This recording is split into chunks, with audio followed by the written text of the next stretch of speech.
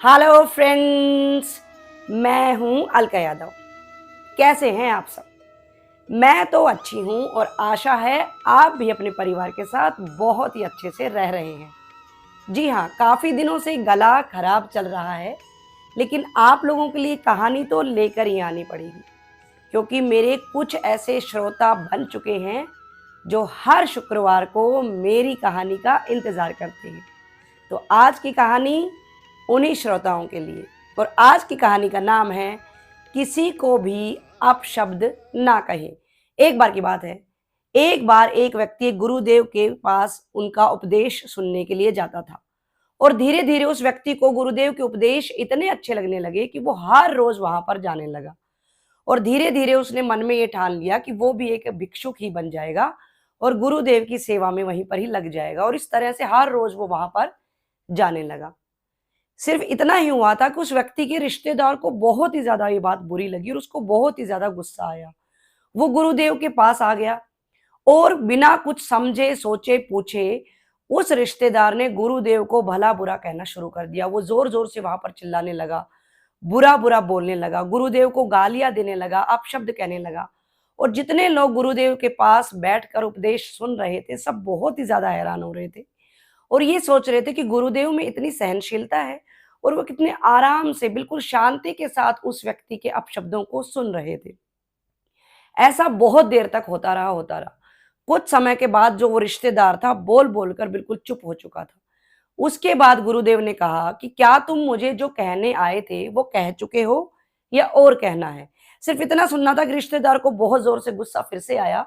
वो एक बार जोर से फिर से चिल्लाया और अंत में उसने कहा कि मैं आपको जो कहने आया था वो कह चुका हूं, अब मुझे आपसे कुछ नहीं कहना है।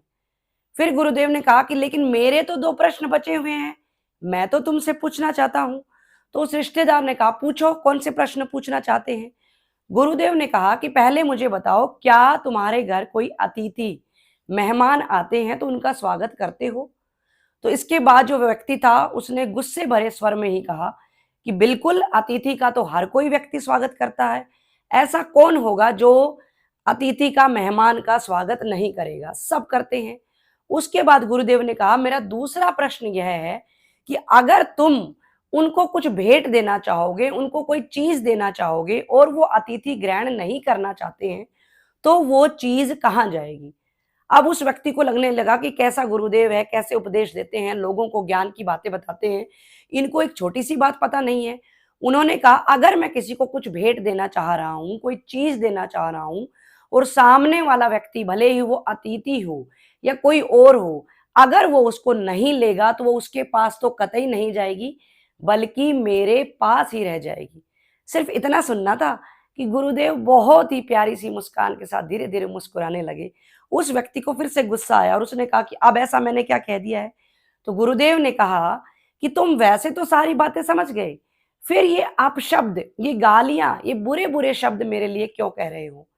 तुमने जो भी अपशब्द कहे हैं या जो भी गालियां मुझे दी हैं, वो मैंने ली ही नहीं है, उनको मैंने स्वीकार किया ही नहीं है। इसका मतलब तुम्हारे कहे अनुसार वो सारे के सारे बुरे शब्द तुम्हारे पास ही रह गए हैं, मेरे पास तो कुछ भी नहीं आया है। यानी कि मेरे कहने का तात्पर्य यह है कि जब तक कि हम सामने वाले के कोई भी विचार नहीं लेना चाहेंगे, वो हम तक आएंगे नहीं।